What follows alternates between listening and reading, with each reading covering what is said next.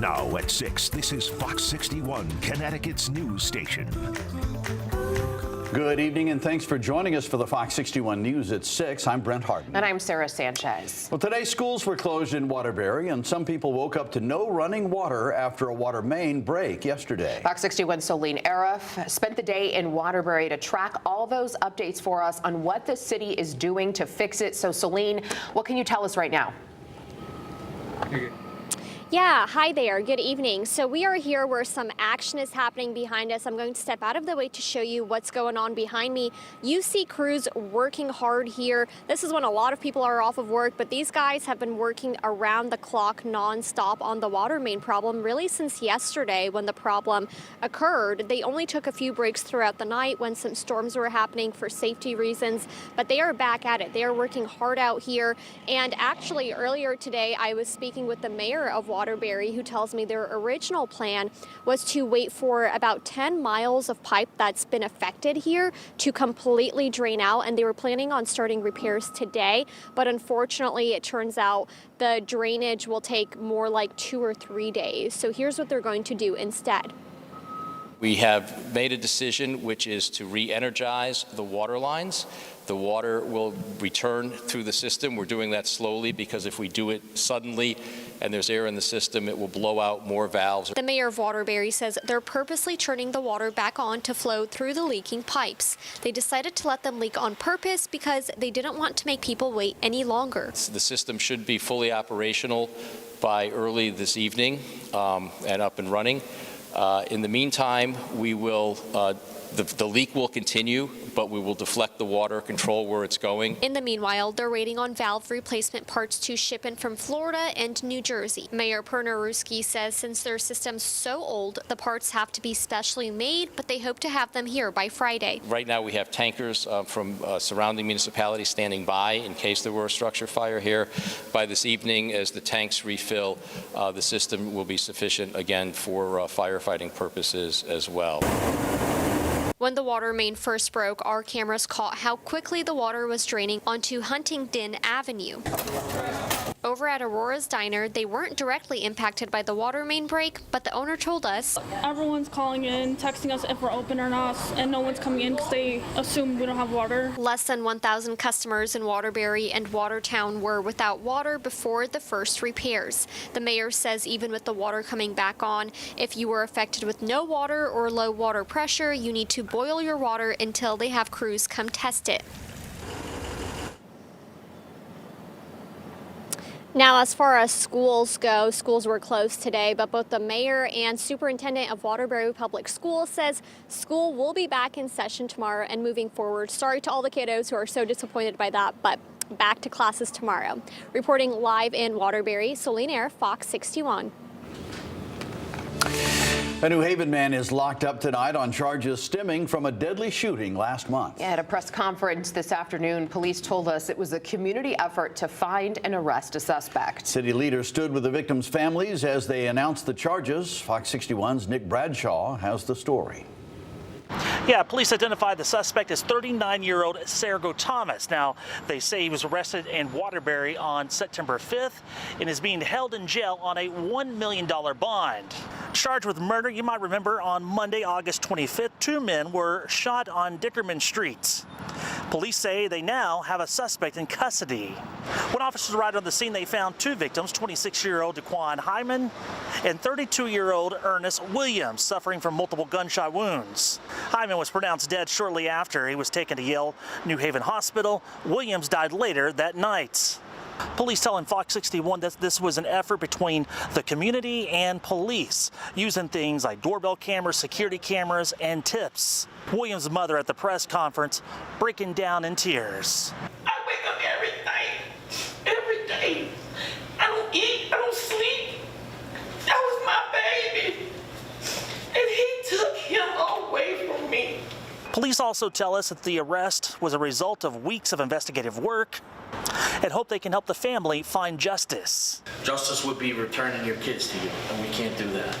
But we can move forward with an arrest and support your family, and that's what we're going to do as a police department. Police also say it's an ongoing investigation. If you have any information about the shooting, you're urged to call them. In New Haven, Nick Bradshaw, Fox 61. A wrong-way driver caused a crash on I-291 in South Windsor late last night. Police say the driver got on in Windsor and went the wrong way over the Connecticut River before hitting at least one car. That car rolled over and another vehicle was also hit. The driver of the rollover car was taken to the hospital with minor injuries. The wrong-way driver ran off after the crash. State police are investigating. A deadly crash shut down part of Pershing Drive in Ansonia this morning. Police say it happened just before 8 in the morning between Clifton Avenue and Bridge Street.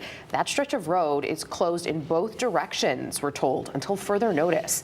State police, crash investigators, and Derby police are helping in that investigation.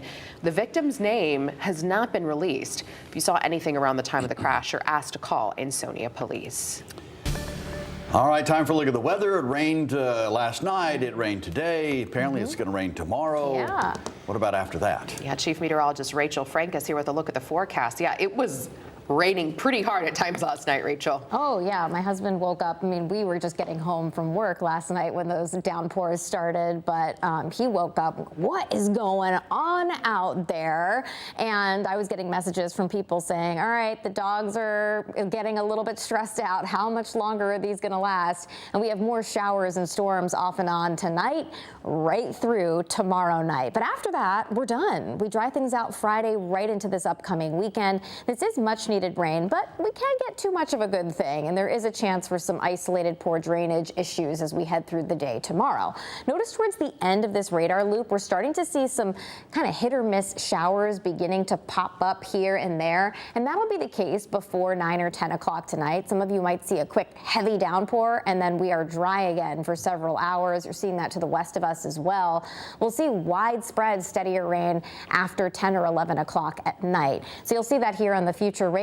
Again, it's kind of hit or miss as we head through the next few hours or so, especially wet, I'd say, around and north of the I-84 corridor. And then notice that rain really fills in midnight, 1, 2, 3 o'clock in the morning, and we might wake up before the alarm clock goes off around daybreak. Look at 6 a.m. really lit up with downpours and thunderstorms out there. Again, we need the rain, but there could be too much to kind of overwhelm storm drains. Low temperatures tonight will be in the 60s. Tomorrow we'll see periods of rain, some heavy at times right into tomorrow night, and even the chance for a couple of thunderstorms as well. We'll take a closer look at the improvement that follows. Your full forecast is coming up. Rachel, thanks. Hartford police say 7 people are under arrest in a human trafficking case. Detectives started investigating back in May. They worked with a regional task force and found 3 teenage girls who are now safe and back with their families. Police say they tied 7 suspects to the crimes and a judge signed off on warrants. All 7 are now in custody, but investigators warn the case isn't over. They expect more arrests as the investigation moves forward. Suffield's fire captain's accused of telling his 2 sons to beat up a person, and now he has been charged. Police released the arrest warrant today. On August 8th, we're told John Guzzi Sr. was yelling at someone who he believed was having a relationship with someone they knew. It's reported the father told his sons, John Guzzi Jr. and Tanner, to, quote, pop them in the mouth to teach them a lesson. Police say the brothers punched the person multiple times. We're told that person, though, is okay. Guzzi Sr. was charged with disorderly conduct. His sons were also charged with assault late last month. Court records show Guzzi Jr.'s due in court October 17th and Tanner's scheduled for November 6th. Well, state police say a Meriden man drove the wrong way on I-395 in Norwich yesterday. Troopers got multiple 911 calls around 2:50 a.m. about a car headed north in the southbound lanes. They stopped the driver, 22-year-old Anthony Tarantino, near exit 11. Troopers say he showed clear signs of drinking, failed sobriety tests, and later tested more than twice the legal limit. Tarantino now faces DUI, reckless endangerment, and wrong-way driving charges. He's due in Norwich court on October 9th. 15 people have been charged for trafficking fentanyl and cocaine through Connecticut. Investigators say Damian Hazel led the group. They say he moved drugs from New York and Puerto Rico into our state. The FBI seized at least 16 kilos of cocaine in this investigation, plus guns, ammo, and other narcotics. If convicted, some of the group could face life in prison. Prosecutors stress, though, the charge charges are only allegations right now. All 15 will face trial in federal court. A Hartford man is under arrest after crashing a stolen dirt bike in West Hartford. Police say they spotted a group of riders doing wheelies and driving recklessly late Monday night. When officers moved in, one dirt bike hit a police car and another rider got stuck in the brush. That suspect, 26-year-old Abdunasir Abdumanum, tried to run but was quickly caught. Police say the dirt bike he was riding was stolen. Both the dirt bike and an ATV were seized. Abdumanum faces multiple charges and is being held on a $25,000 bond. New Haven police are investigating a shooting on Dixwell Avenue. Officers say it happened just before 11:30 last night near Henry Street. A 33-year-old man from New Haven was shot after an argument with someone in that neighborhood.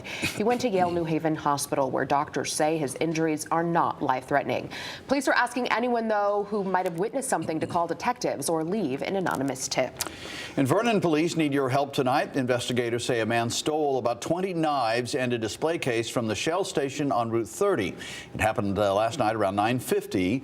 Police say the suspect took off in what looked like a Nissan sedan with no front bumper. If you recognize him or you know anything about what happened there, you are asked to call the Vernon Police Department. Police say a hunter is dead after falling from a tree stand in Enfield. First responders found the man deep in the woods near Weymouth Road last night. They say he went unresponsive while they tried to help him. He was pronounced dead at the hospital. Police are still investigating exactly what happened, and they're asking anyone who might have information to give them a call.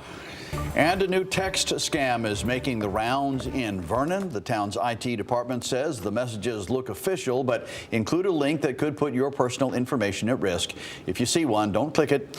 Police and IT staff warn scammers keep changing their tactics, but the goal is always the same: to steal your data. They say the best protection is to delete suspicious texts right away and never share personal details with unknown senders.